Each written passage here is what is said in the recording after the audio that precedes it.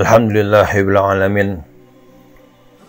Wassalatu wassalamu ala asyrofil anbiya'i wal mursalin Muhammadin wa ala alihi wa sahbihi wa man ittaba'ahum bi ihsan ila yaumiddin. Amma ba'd. Kita lanjutkan. Jadi ayat-ayat Allah. Virus corona ini merupakan termasuk ayat Allah. Untuk apa? Ad-dalalah ala qudratillahi ta'ala wa ala du'fi makhluqatihi. Petunjuk atas kemahakuasaan Allah Ta'ala dan sekaligus petunjuk atas kelemahan ketidakberdayaan makhluk-makhluknya, dalam hal ini manusia. Dalam hal ini Syekh Abu Qatada Al-Filistini hafidhahullah menjelaskan berkenaan dengan tauhid asma dan sifat. Ada dua kaidah penting yang wajib kita pahami dalam masalah ini. Yang pertama, ilmuka bi asma'illahi al-husna wa sifatihi al-ulya yamuduka ilman bi syar'i wa qadarihi. Wa ilmuka bi syar'illahi wa qadarihi yamuduka ilman bi asma'ihi wa sifatihi. Ilmu Anda tentang asma Allah dan al-husna dan sifat-sifatnya al-ulya membantu Anda memahami, mengetahui syariat Allah dan qadarnya. Dan demikian juga ilmu Anda tentang syariat Allah dan qadarnya membantu Anda untuk memahami asma'nya dan sifatnya. Jadi kita dituntut untuk memperhatikan, untuk mengetahui, memahami asma Allah al-husna, kemudian syariat Allah, qadar Allah. Syariat Allah itu adalah apa yang diwahyukan kepada para rasul dan para nabinya. Itu dalam hal ini kitab suci Al-Quran dan juga sunnah Nabi SAW sebagai penjelasan atas kitab Al-Quran tersebut. Itu syariat termaktub dalam kitabullah dan sunnah Nabi SAW. Adapun qadar Allah adalah alam wujud ini, ciptaan Allah, perbuatan Allah ini, alam semesta dan isinya, diri kita, tumbuh-tumbuhan, hewan, matahari, bulan, bintang, semuanya, dan kejadian-kejadian yang ada di alam wujud ini, yang ada di planet ini. Ada musibah, ada nikmat, ada sehat, ada sakit, ada kaya, ada miskin, ada yang berkuasa, ada yang dikuasai, ada yang beriman, ada yang kafir, ada yang berumur pendek, sekian mungkin masih bayi, masih anak-anak sudah meninggal, ada yang diberi umur panjang. Tumbuh-tumbuhan dari mulai benih besar, tunas besar, kemudian menjadi pohon tua dan tumbang. Manusia juga demikian juga, dari mulai janin, kemudian lahir bayi, kemudian balita, batita, remaja, pemuda, menjadi orang tua, kemudian meninggal. Dalam perjuangan juga demikian juga, ada yang menang, ada yang kalah antara al-haq dan al-batil. Wa tilkal ayyamu nudawiluha bainan nas. Dan demikianlah hari-hari kami gelirkan di antara manusia. Hari kemenangan, kekalahan dipergilirkan. Nah, ini semua disebut taqallubu al-aqdari, bagian daripada qadar Allah. Taqallub qadar Allah ini pergiliran, yaitu pergantian, sebagaimana ikhtilaful lail wan nahar, pergiliran malam dan siang.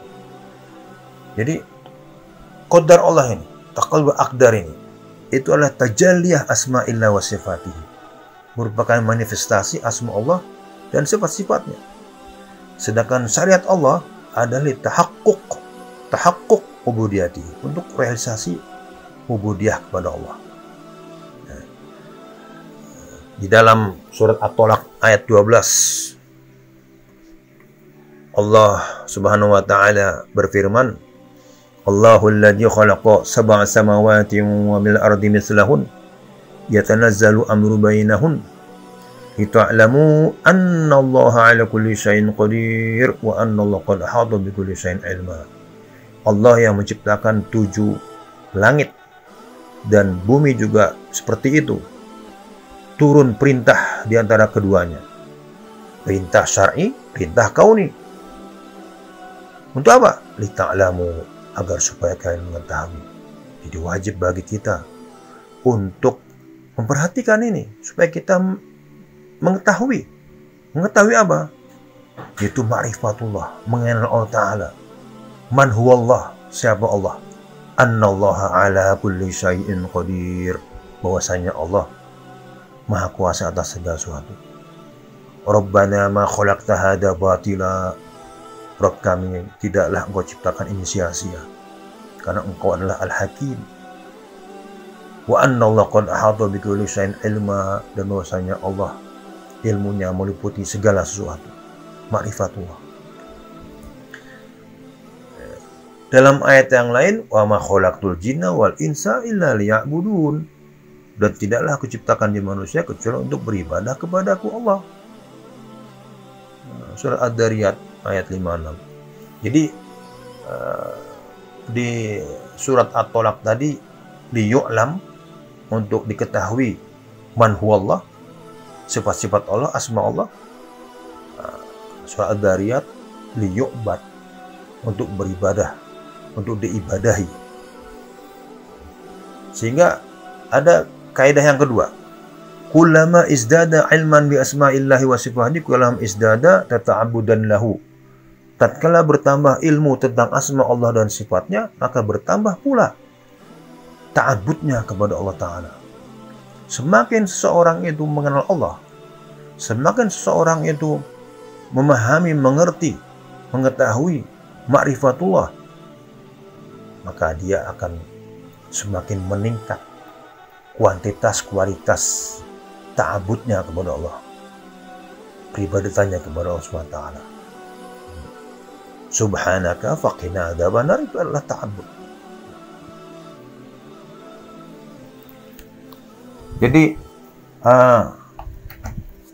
demikian juga corona ini sebagai ayat Allah, kita tafakuri dalam rangka apa? Dalam rangka untuk kita lebih mengenal ma'rifatullah, dan selanjutnya adalah ta'abud kita kepada Allah Ta'ala itu meningkat. Wa ma nursilu bil ayati ila takhwifa, dan tidaklah kami mengutus dengan ayat-ayat kecuali takhwifa, untuk menakut-nakuti. Apa maknanya menakut-nakuti? Ibnu Qayyim rahimahullah di dalam Madarijus Salikin menukil beberapa perkataan ulama, di antara Abu Hafs rahimahullah yang mengatakan al-khawfu sirajun fil qalbi bihi yubsiru ma fihi minal khairi wa syarr. Takut itu adalah pelita dalam hati, penerang, alat penerang dalam hati, yang dengannya hati bisa melihat mana yang baik, mana yang buruk. Wa qul ahadin idza khaftahu haribta minhu illa Allah azza wa jalla fa innaka id khaftahu haribta ilaihi.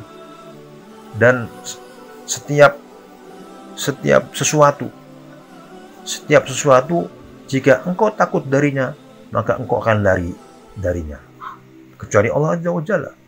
Kecuali Allah azza wa jalla, maka sungguh jika engkau takut kepada Allah, engkau akan justru lari kepada Allah. Itu bedanya.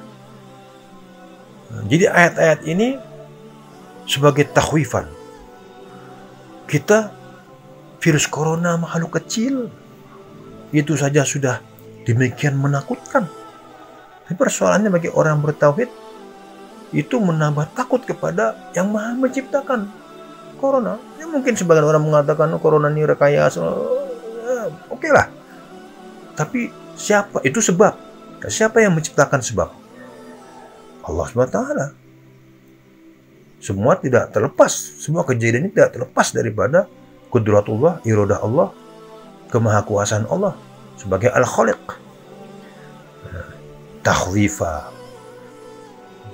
Jadi membawa kita kepada semakin takut kepada Allah. Kita semakin dekat kepada Allah. Kita semakin berlindung hanya kepada Allah Ta'ala. Bukan semakin jauh. Itu sifat orang kafir, itu mu'ridun, semakin menjauh dari Allah Ta'ala. Kejadiannya hanya dilihat dari sekedar gejala alam, tidak dihubungkan dengan bahwasanya adalah ayat-ayat Allah. Ibnu Taimiyah rahimahullah mengatakan juga dalam kitab yang sama tadi, al-khafu al-mahmudu ma hajizaka an maharimillah. Takut yang terpuji adalah takut yang mana menghalangi Anda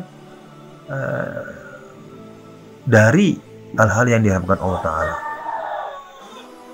Jadi ini teguran dari Allah SWT. Yang masih maksiat, hentikan maksiatnya. Yang belum optimal dalam peribadatan, tingkatkan ibadahnya.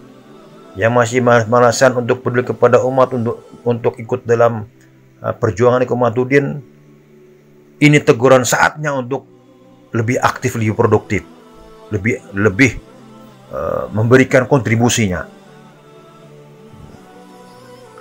Walaqad arsalna ila umamin min qablika fa akhadnahum bil ba'sa'i wad dharra'i la'allahum yatadarra'un. Dan sungguh kami telah utus kepada umat-umat sebelummu, lalu kami timpakan kepada mereka al-ba'sa wad dharra. Al-ba'sa, ahli tafsir di antara Al-Qurtubi rahimahullah mengatakan al-ba'sa al-masaib fil amwal, musibah-musibah berkenaan dengan harta. Sedangkan ad-dharra al-masaib fil abdan, musibah-musibah berkenaan dengan badan. Virus corona ini penyakit berkenaan dengan badan. Tetapi keduanya ini tidak bisa dipisahkan. Akibat penyakit virus corona ini mempengaruhi kehidupan ekonomi, itu jelas. Kita lihat aja. Pasar menjadi sepi, orang-orang pedagang omset penjualannya turun, bahkan angkringan dibubarkan, disuruh suruh tutup. Ini musibah. Al-ba'sa wad dharra. Untuk apa? La'allahum yatadarra'un, agar supaya mereka itu tadarru', agar supaya mereka itu tunduk, jangan menyombongkan diri, menghinakan diri di hadapan Allah Ta'ala, menyadari dirinya adalah hamba Allah Ta'ala. Hamba tetap hamba, menghamba hanya kepada Allah SWT. Jadi ada nilai tauhid di sini. Alhamdulillahirabbil alamin.